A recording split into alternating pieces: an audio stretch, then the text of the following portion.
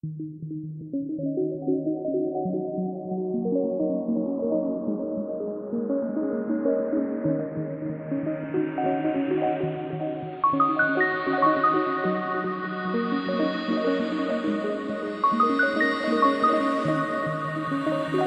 to the Flan Foundation for Mental Health. I'm your mental hygienist, Morgan Rector. Today we talk to 3 seniors about how life looks at the other end. What wisdom do they have to dispense to us? Listen and you shall see. Seniors look back on life. This is Morgan Rector. How does life look to you after you have lived 60 or more years? How does an 18-year-old differ from a 68-year-old? Today I'm joined by Susan Ritchie, Michael Grant and Joanne Brook, and we're going to explore these issues. So first of all, if you could travel back in time to when you were 18, what advice would you give yourself on how to live the best life possible? Start with you, Susan. Wow, that's a good question. I think we know a lot less at 18 than we know later. And I don't really have a lot of looking back and saying, if only I'd done this or I'm going to do that. So I think we're just 2 different people at 18, and I'm now 77. So, yeah, I know. How about you, Mike? What advice would you give to your 18-year-old self? How do you get so old? Yeah. This is a $4,000 question. I went to rehab in a wine country. Just keep the options open. Just kidding. But life for me has changed drastically. In July 2009, I had a stroke. I lost my voice. Up until then, I was living in Unionville, Ontario, for over 30 years. It's a long time. Yes. Spent 1 year on Bridgepoint Rehab, working with a speech therapist 3 times a week, learning how to talk again. Suffering from aphasia, meaning I understand everything in my head, but can't seem to get it out clearly. Okay, Joanne, what advice would you give to your 18-year-old self? What wisdom do you have to dispense to that girl? I think the only advice I give is truly enjoy my life as much as I can along the way. I've tried to do that, but I think I would want to do it more if I could look back and that. But, as I say, I've been visually impaired for 30 years. And it's amazing what you can get used to and the quality of life you can have, even with a bit of difficulties. So that's the only thing I would enjoy more of life. And how have your priorities changed over the years? What is more important to you now compared to when you were about that age? Good health is number 1 at my age, and I'm blessed with pretty good health. The simple things, I know people say that, but the simple things really, really I enjoy. I enjoy my apartment, decorated the way I want it. I enjoy the food I cook. I enjoy the friends I have, much more so than I took my friends for granted in the past. I have more contentment, and that's maybe an overused word, but I really have more contentment than I ever had in my 30s and 40s. And Mike, how have your priorities changed over the years? What's more important to you now than when you were about 18 years old? Family is everything. I have 3 married children, 8 grandkids. My oldest lived in San Diego with her husband, who was a pilot, and her 2 daughters. My son and daughter-in-law lives in Ballantyre with her 3 young boys. My youngest daughter lives in Stillville with her husband, who was a leading chef, and their 3 daughters, including twin girls. And Joanne, how have your priorities changed? What's most important to you now? Well, I think health is more important at our age. Everything, you can't buy health. And this is it. And money is not as important as it used to be. Yeah. That you are much more content with less, and you realize you really didn't need as much as you really had gathered before in your younger years. And this is really the big difference. And how has your personality changed over the years? How are you a different person temperamentally, for instance, than you were back then? I've always been a happy person. I say that I was blessed with the happy gene. I have a good friend who says the same thing. So I've always been happy, and not to bring religion into it, but God has been really good to me, like really good to me. I had great parents. I have one son who, that I adore, and I have a grandson. And I haven't really changed a lot. I really haven't. I've been through a few self-doubting times in business and stuff, but basically I've always been basically the same person, pretty much. And Michael, has your character or personality transformed at all throughout the years? No, it has not. How about you, Joanne? Have you changed? I don't feel I've changed. I've always been a positive person, and I still really look at the glass half full, not half empty. And I really think that I'm just the same person that I was 40, 50 years ago. Susan, sorry, yeah, you're about to say something. No, I was going to say I've learned a bit more than when I was 30 and 40. So maybe I'm not identical. I don't handle every situation the same as I do today. But basically, I'm with Joanne. I've pretty much looked at things through positive eyes. Yeah. The one thing's inevitable is that we all make mistakes in life. Yes. What would you consider to be your biggest regret, Susan? Wow, I honestly don't have a lot. I have a couple, but you can't go back and change it, so I don't really dwell on it. I can't think of my biggest disappointment. I really can't. I cannot at this moment think of a great disappointment. I was fairly successful with my businesses and ended up selling them, which was very good because I got my money back and moved on to something else. But I really, maybe I would have more education. Maybe I would do a little bit more education. But other than that, I can't think of anything really. And Michael, is there anything you would have done differently? Leading up to the stroke, I didn't take my blood thinning pills for 1 month. That's the only disappointment. Yeah, you got to follow as directed. Okay. Yeah, take as directed. Right? Thanks. And Joanne, is there anything that you would have done differently?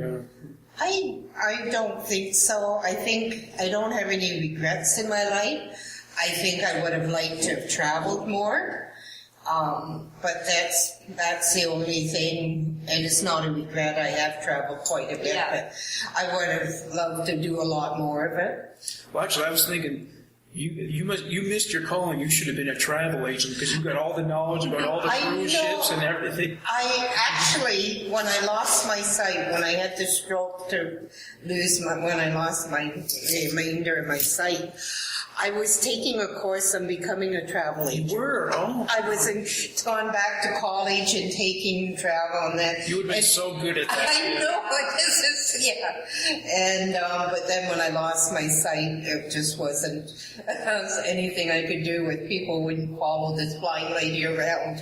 So shifting from regrets to success, what would you consider to be your greatest accomplishment, Susan? I think raising my son, Rob, he's really a good guy. My friends all really like him. He's just, he started his own business and he's been successful in that. So that's number one. And I've had a couple of businesses in my design as an interior designer. Loved my job. They say when you go to something you love, it's not like going to work. And I truly, truly enjoyed it and feel that way about it. I don't really have any regrets on anything either. Like I would say that my business took me through many a year, from 70-something till I was 70, I worked in the design. So, Mike, what brings you the most pride out of all your accomplishments? My grandchildren. My 8 grandchildren, 3 boys and 6 girls, you can imagine. Watching them grow. I am a member of Facebook and Instagram, watching them grow vicariously. And Joanne, what's your greatest accomplishment? Well, I think my son, and to see what a great man he's grown into be.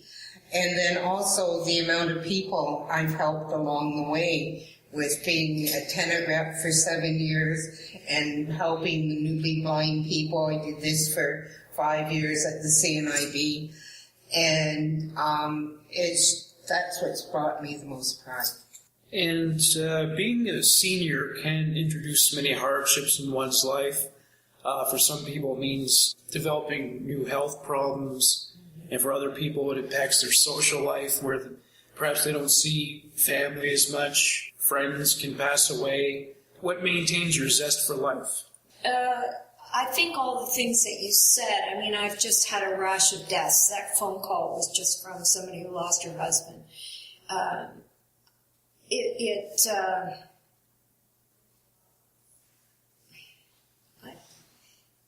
What's your question again? So what maintains your zest for life? Because there are things that come along. It's true. My social life changed drastically. I had a series of friends. I lived most of my time in London, Ontario, and moved to Toronto when I was turning 35, something like that. And I've lived in Toronto since then. And I had a great social life, and I couldn't have been happier living here. But there's also sadness. You lose your parents, you lose close friends, their husbands die. That's the bad part of getting old. But like Joanne, I find that I'm happy on very small things. Very happy. Like going out to eat chicken wings, like, getting an ice cream cone, like going for brunch with somebody. Yeah, no, I'm pretty easily pleased. And Mike, you're probably the most resilient person I know. You've had your fair share of tragedies and hardships. So what keeps you going? Gotta keep in shape. I go to exercise 3 times a week around here. I have a love for ping pong. If you see, we got a table in here, right in the common room. I used to be a good hockey player. I can't skate anymore. I went down to Riverdale Park, had full equipment, hoping with my sticks and gloves, hoping to skate. I couldn't skate. Used to be a good golfer. I can hit the ball half as tall as I used to, but I got a great zest for life. And Joanne, what excites you these days? What are the things that give you something to really look forward to? Well, I look forward to just meeting people and being involved in socializing. I'm a joiner of groups, and this expands, and it's amazing how you have the one will lead to another, and you'll be involved with somebody else that will introduce you to something else. So it's just to enjoy life the most you can. I got a thought. We live at Danforth Broad. Lawbars is across the street. I no longer drive. Lawbars is across the street. My subway is a right block away. My doctor's office is up the street. Danforth Avenue has got a wealth of activities. I couldn't be happier.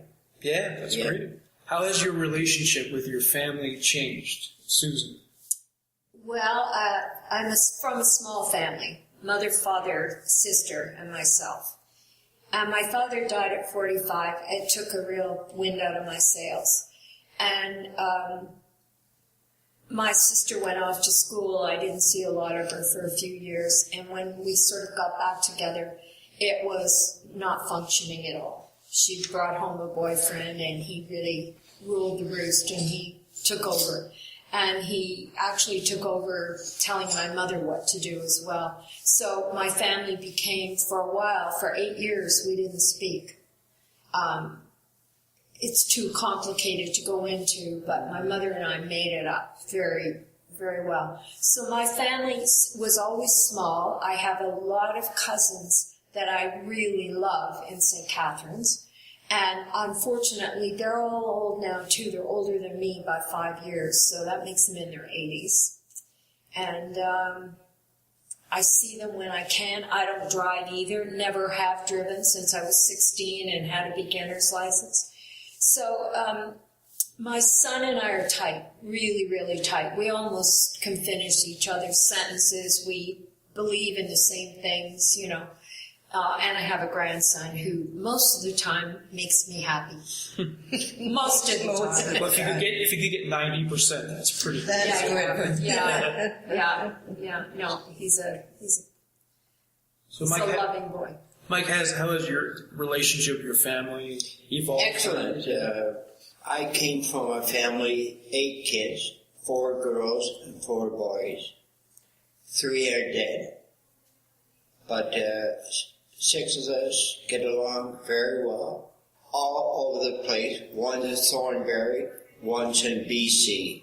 Sisters live down at the lake, and Young in Rick Mills. We're very happy. And over time, would you say that the connection has been fortified, it's enriched, just through experience? That's a good word, enriched. And Joanne, how has your relationship with your family changed over the years? Well, my son lives out of town now, but when I first lost my sight, we had such a bonding time because he had to see, he was only 18 at the time, and getting used to his mother, who was visually impaired. We spent a lot of time in the convenience store. But anyways, but now, as I say, as I'm independent and we have a great relationship, but I don't see him as much as his mother would love to see him. That is so true. And are there any perks that come with being a senior? Any silver linings? Yes. First of all, I don't have an alarm clock anymore. I didn't bring one to this building. I sleep until whenever I want to get up, which is mostly 9:30 to 10. But it's a joy, and have my first coffee and just sit back and relax in this safe apartment that I live in. I consider it really safe. And there are discounts, of course. You know, we go to the movies for $10 instead of 15 or 20. In London, it used to be 20. Yeah, no, there's a lot of small joys. But, you know, happiness, I think the building has a lot to do with it. The building in which we live has a lot to do with it. I really do. Have you, Mike, what perks have you discovered that come with having gotten older? Subway, seniors for Subway. Oh, yeah. Mm-hmm. Movies. What about you, Joanne? I think the main thing is you don't sweat the small stuff. You know, you've learned that this isn't real in this whole scheme of life. You know, someone didn't pick up something isn't the end of the world. Yes. So you learn that the small things aren't as important. You learn to really, truly just enjoy. David Bowie once said, as you get older, you become the person you always should have been. Oh, yes, I agree with that. I agree with that as well. Your priorities get more in line to what they should be. Yeah. Who's David Bowie? Just kidding. He's about your age, actually. But anyway, Mick Jagger said, "You can't always get what you want, but you get what you need." You can't get no satisfaction either. So, did you get to live the life of your dreams, Susan? Gosh, I think so. Starting my own store in Toronto was something I didn't expect to do. I thought it would be out of my reach.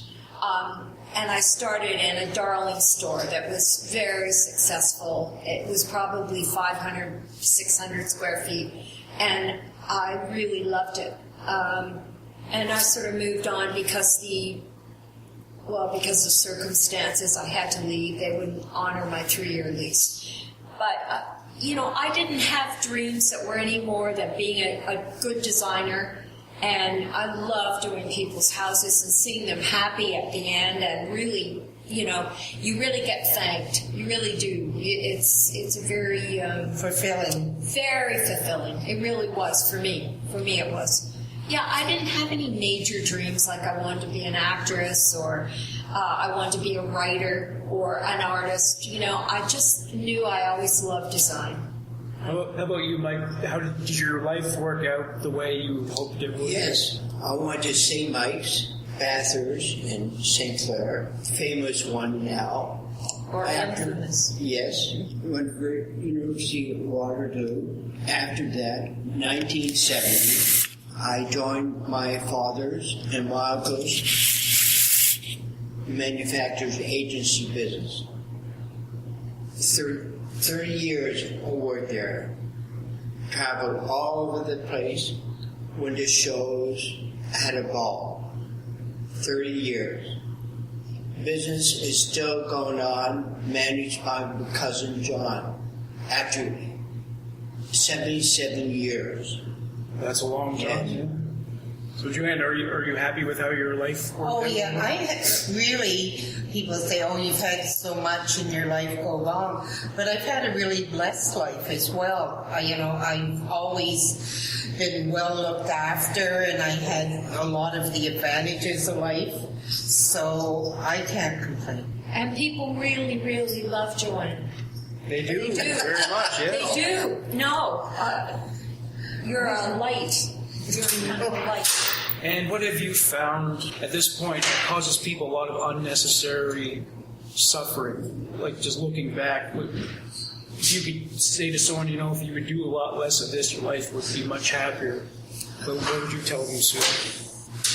Well, petty things that, I hate to say this, that bothers a lot of women. I find it really trite, and I can't put up with it. I'm very short-tempered for sort of stupidity. But I can't change anyone. They have to be ready to change themselves. So I let a lot of that nonsense go now. I just, I don't know. There's not a lot you can change. There's really not a lot you can change in people. So you can't change anybody that doesn't want to be changed. No, you can't even recommend a book to someone because if they're not ready to read that and hear that message, they're not ready. They have to want to get the book themselves. Yeah, Mike. Joanne mentioned not sweating the small stuff. Yeah, I love like what issues do you look back and you wished you hadn't concerned yourself with or let bother you too much? I used to be a closed horse. I no longer got as much as I want. Mm-hmm. That comes with age as well. Excuse me. Yeah. I enjoy Amazon slippers, as you know. Yes, they're going to come. I don't want for nothing. I've had enough. I think we all feel that way. We don't need as much as we thought we did when we were younger. Yeah. And you don't hear people voice that often. And I'm sure there's people in here that's not Krishna. She's the same as we are. But some people in here would maybe still be striving to reach a certain goal or to get that certain coat they want or whatever, but it really does go by the by. It really does. It just plays no importance in your life. I think young people perhaps attach more meaning to superficial things like physical beauty and money and material things. Yeah. Have you found those things to be meaningful as life went on, as you look back? Not at all. No, Not at no, all. really they don't. I'm paring down now in my life. I'm going to try and get rid of some things, make sure I keep the stuff Rob wants, sell some of my artwork and different things. And nothing. It's all stuff. It's all just stuff. And how much stuff does one person need? Exactly. It's amazing. But I have old friends that live in London, Ontario, and they're still striving. He's working and he's 77 and he's a retired detective, and she is constantly buying, shopping. She's generous, but I'm surprised that they haven't come out of it like we have. Yes. I'm really surprised. So what has been most fulfilling for you then, out of everything? My Good son. health. Yeah. Yeah, I've had good health, and also my son. I mean, I couldn't live without him now. And so I understand that Gloria, who is so depressed without her son calling and speaking to her, inside me, I actually know I wouldn't be crying all the time and I wouldn't fall apart, but I wouldn't be the same person, because he's like the most important thing. You get to see him. My son traveled all over the world, so I don't have as close a really. I was used to him being gone. Yeah. He's the most important thing, my dog and my son. Oh, yes, this is it. But it's that definitely the same thing. That was very good.